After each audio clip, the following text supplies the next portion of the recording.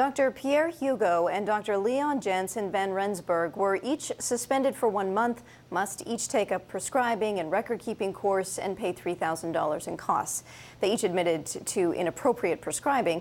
It happened between 2010 and 2012 when they took over a practice that included several patients with addictions.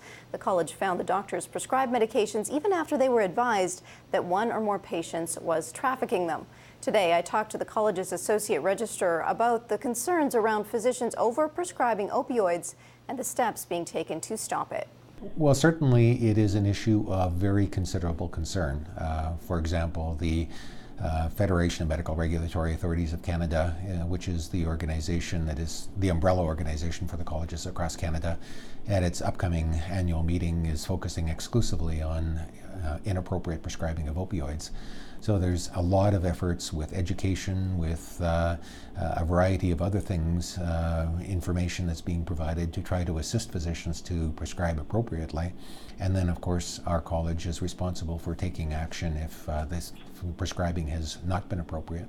Well, some of the guidelines that have come out in terms of what quantities ought to be prescribed for the length of period of time for which opioids should be prescribed and a number of other sources of information are relatively recent.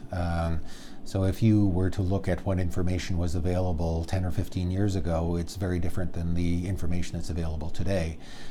There's what's referred to often as the new guidelines that came out as the Canadian guidelines, I think about 5 years ago. Then there was the American guidelines, the CDC guidelines that just came out a year or so ago. The Canadian guidelines are currently under review. So there really has been a lack of education for physicians in what are the risks associated with opioid prescribing, what quantities ought to be prescribed. It's been difficult, I think, for a lot of physicians to know what is the appropriate response when the patient says, I'm in significant pain and it's opioids that assist me to deal with that pain.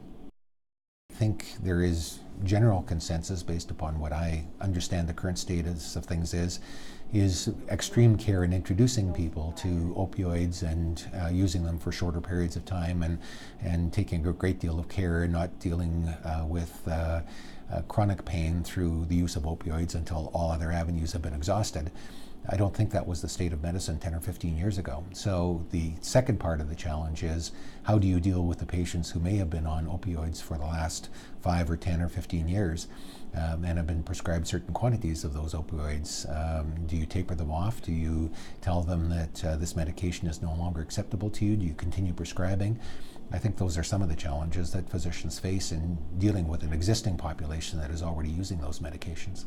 It's an educational effort that goes through the prescription review program. And then again, as with these two physicians, there are times that our college's conclusion is that the education isn't sufficient and consequently it has to be dealt with through a disciplinary point of view.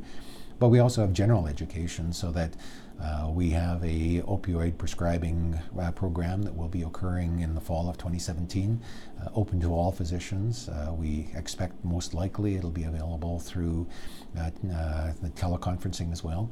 So it's a combination of ways that we use to try to influence physicians prescribing to try to ensure that that's as appropriate as it can be.